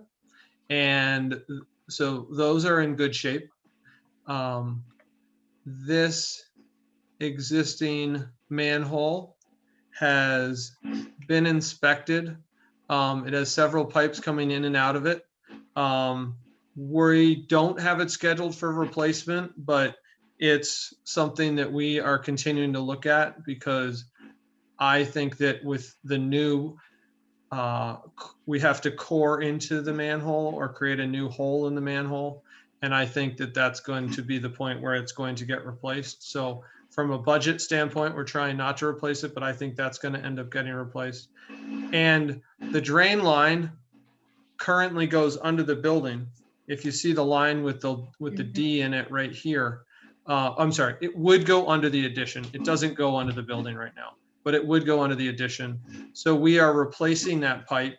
We are increasing the size of that pipe, and we are going to run it this direction around the building, and then it will tie into the existing drainage system, which is out here in the playground. There is also I call it a dry well. There's also a structure right here, which some drainage goes into, and it does not have a pipe that leaves the structure right now. and it causes some maintenance problems for the school. So we are going to introduce a pipe into that catch basin and tie it into the other piping that we're constructing on site.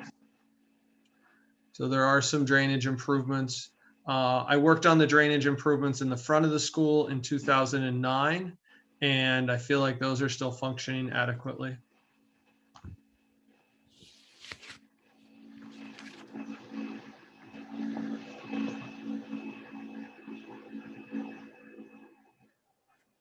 Are there any other questions?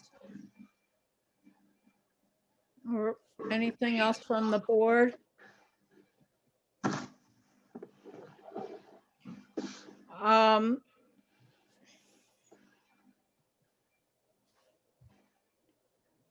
Brian?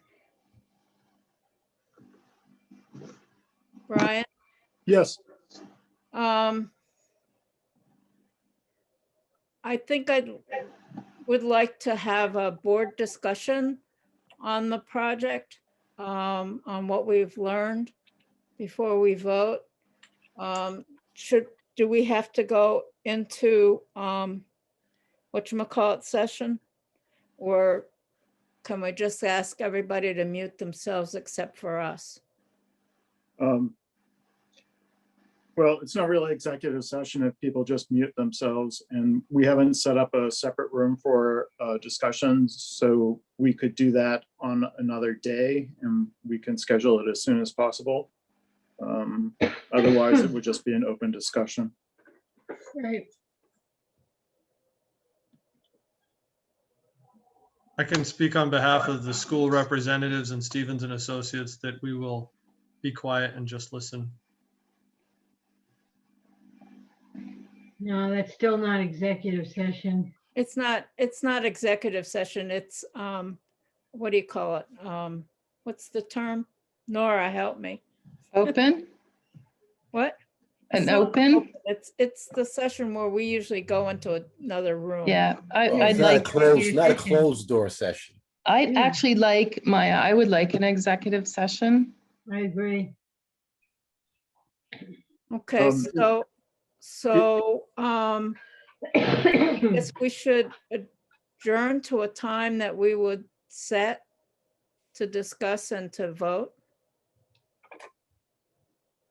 Can I ask a clarifying question, please? Yes. So schedule is important to us, and I would understand if the issues around the executive session were related to our waiver and parking. And so my question is, in practice, how many days after the close of the public hearing and the vote is a written decision typically issued? Because you have 45 days, but does it happen quicker than that? Yes, yes. Brian usually has a decision within a week after, sometimes less. And depending upon his schedule and mine, I can sign it right away. Okay. So I don't recall a time since I've been on the board, and that's almost 6 years now, that we've gone 45 days. And so we would schedule the session, deliberative session. That's the word I was thinking of, as quickly as we can. Oh, so it's not necessarily going to wait until July 21st. Oh, no. Okay. We're All not right. continuing it. Yeah, We're not continuing. Well, Maya, I would suggest that we do the deliberative session tomorrow, and just throwing out 5 o'clock would be good if that would work for board members. Maybe just so we don't have another long day. It works for me. Would that work for other board members? Yes. Yes. Yep. Well, that'll work for me as long as it doesn't go past 7 o'clock. So I have another board meeting. All right. I won't be able to Tomorrow. attend tomorrow.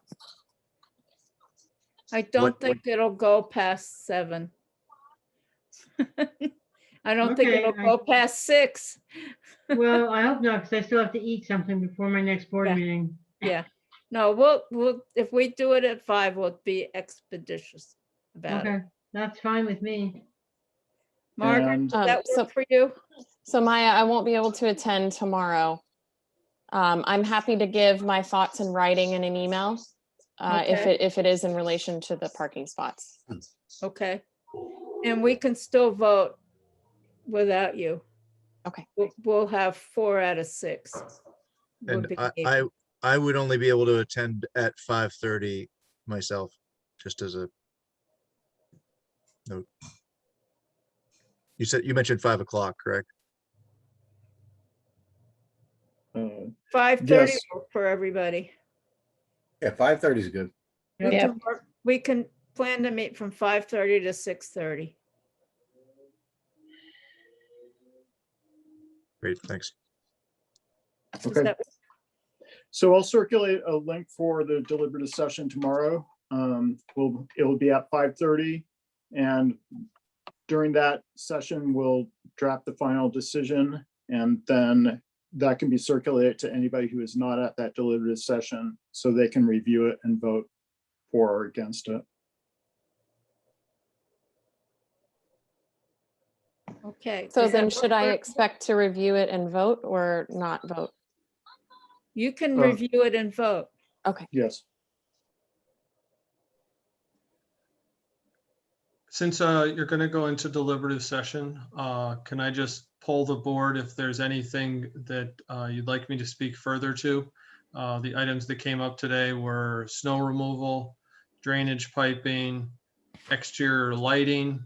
And we talked about all of the new lights being fully downcast and night sky compliant. Landscaping, which we're proposing to do around the addition and adding 5 maple trees in lieu of doing the shade trees in the staff parking lot. And then on exhibit 1, we've got 4 landscape islands shown. But if you go out there and look at the site, there is a lot of mature trees around the parking lot, providing a lot of shade on that existing parking lot. So we don't see the need for those trees. And obviously we have the question of whether we can have a waiver from those landscape islands to maintain parking. And then finally, EV charging stations. Understand the future potential need for more EV charging stations at some point, but would ask the board to consider some flexibility around perhaps the signage if you ask for more EV parking stations so that we can phase them in, as Brian Bannon alluded to. Okay. But if I could poll the board, is there anything else that you feel I should speak to for your deliberative session tomorrow? One question, Michael here. Just looking at, I thought the member of the public there was, when he came on, it was quite telling that over his shoulder when that light came on,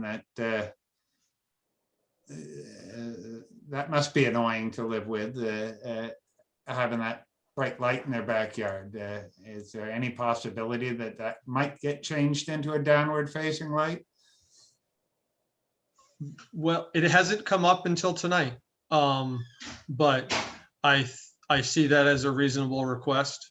Again, this is a pre-existing property, and so we had a really nice discussion with the planning office about what elements of the project we could bring into conformance with the current code, and seeing those lights. Great timing to have those lights come on as he's speaking.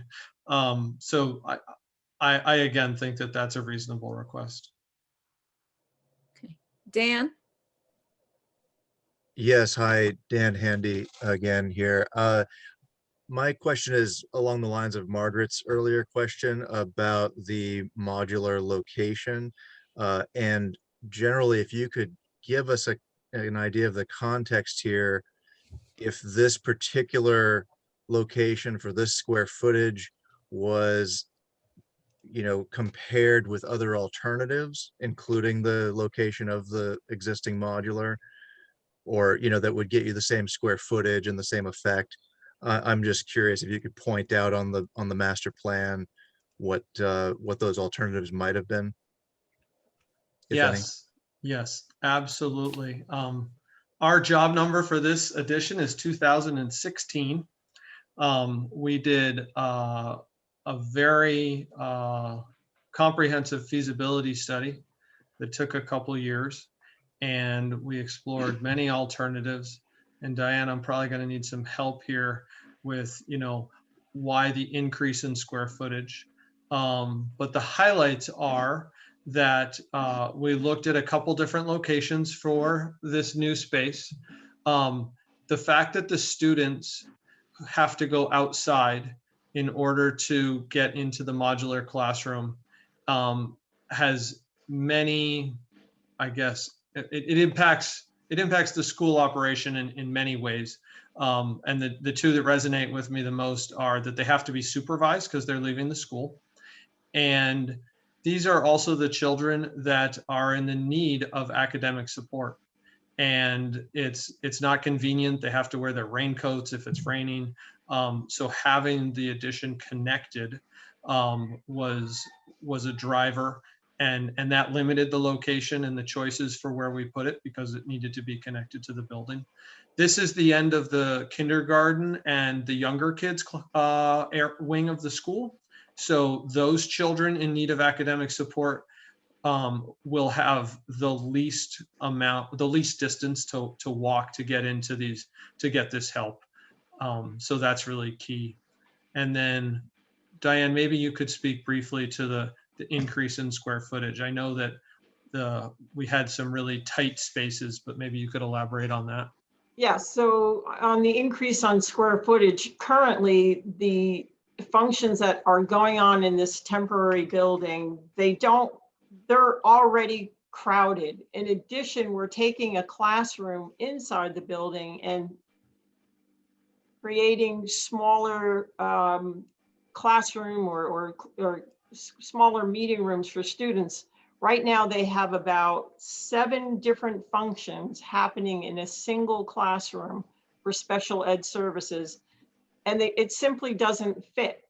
You just can't, it doesn't work. So we are proposed these 4 classrooms, 4 smaller seminar rooms, and then the spillover, if you will, is in the new addition. So not only is this addition serving academic support, but there's also some special ed services in this addition as well, just because we just couldn't fit everybody. Is that helpful, Dan? That's very helpful. Thank you. And it gives me more to talk about at our next session. Thanks.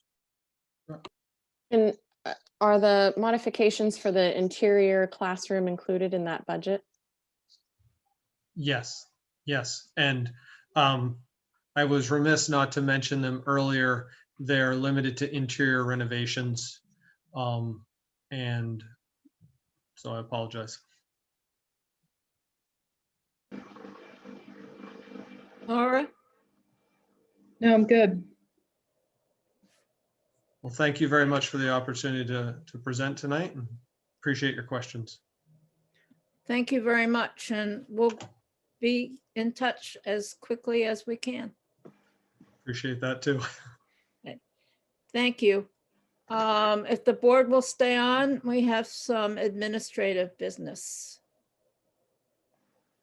Maya, this is Brian. You folks should make a motion to close the hearing and enter deliberative session tomorrow at 5:30. Oh, that's right. I forgot. Sorry. I knew there was something. Yep. Nora, do you want to make the motion since that we close the hearing and move into deliberative session tomorrow? I move that we close the hearing and move into deliberative session at 5:30 p.m. tomorrow. I second that. It's been moved and seconded that we close the hearing and move into deliberative session tomorrow at 5:30. All in favor? Please signify by raising your hand. Aye. Aye. Aye. Aye. Okay, and John, you're welcome to listen in tomorrow. Okay. Can everybody who's not a member of the board please log off?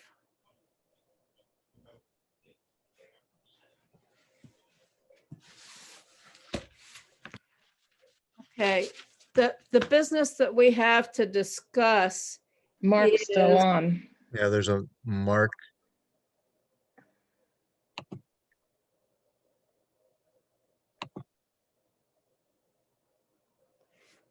He never responded at all, Yeah. did he?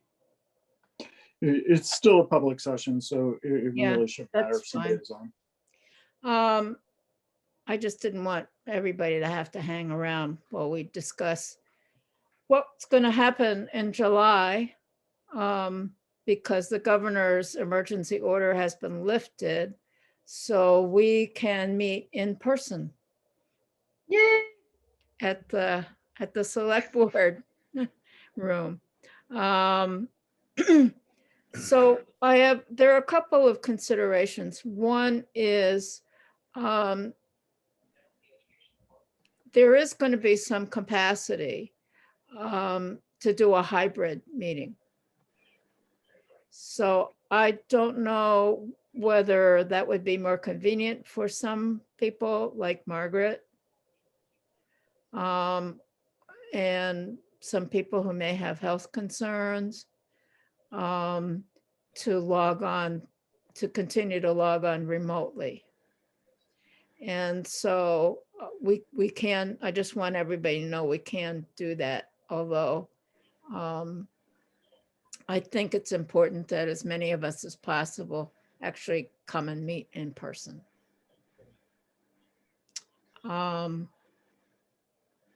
Thank you for offering that option. Primarily, I don't feel comfortable taking my child in places with unmasked, unvaccinated people because she's 3, so she won't be Yeah. vaccinated for a while. Yeah, even if they say from 5 up, she's still going to be a little bit shy. Yeah. Yeah. Yeah.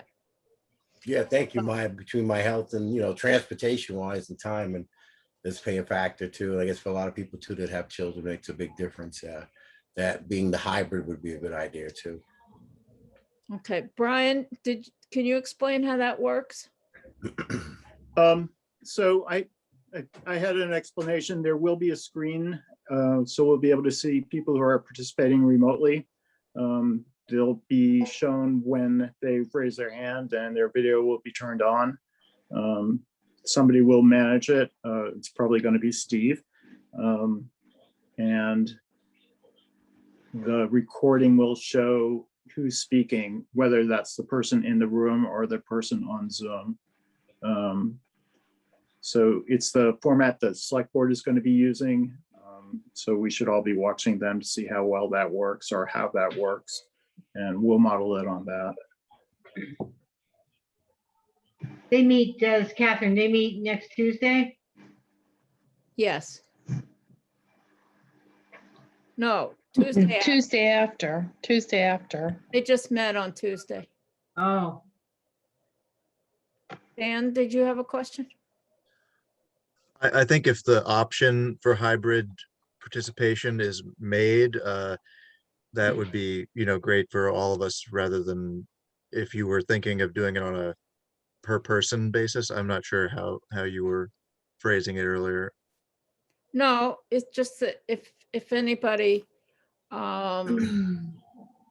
wants to attend the meeting remotely, I think that's fine. I would encourage attendance in person if at all possible. I know some of the newer members have never met in person, but it's I think it being there is important for as many of us that can. Not that And does that mean the presenters as well too, Namaya? the presenters can come in person or they can do it by Zoom. Okay. my other question was for those of us who are going to meet in person. Do we want to require masks? No. I think people with immune compromise, yeah, for now. That's me. I mean, because there are people who have not I think we gotten should it. have the option. We should have the Yeah, option. I mean, Gary. that's the dealer's choice, but I think. Well, you're gonna participate remotely, right, Gary? Probably most, but at some point I would like to get some socialization in. You know, like to get out there, see what the world looks like. If you decide you want to come and you want us to wear masks, you can just let us know. Right, I'm fully inoculated, but still. So am I. There's always that chance, which I'm not willing to take. And if people have choices, and Yeah, well, they gave people people can choices. either, people can wear a mask, Right. or they can request that the rest of us also wear a mask. Right, I don't know how it's set up, the seating in there, social distance things. I don't know what the No, setup we're is not like. socially distanced. We're Right. at if It's the same table. If you've seen the select board, Yes. that's where we meet. We meet in the select board room. And it's the horseshoe table. Yeah. And so we will not be socially distanced. If I can ask a question, this is something I've mentioned about a few gatherings already that I've been asked to participate in. As long as we have a sort of an agreement or maybe a process even that essentially we follow, there's the honor system, of course, but if we basically use a contact tracing sort of idea that if any of us were to be tested positive, that we would inform, and I suppose that would fall on you, Maya, but of course we could do it informally, just voluntarily. I think it would be. You would probably notify Brian. Okay, fair enough. It just, might put everyone at ease a little bit, even if we are masked, really. That if there were someone who, for whatever reason, was tested positive, they would inform everyone.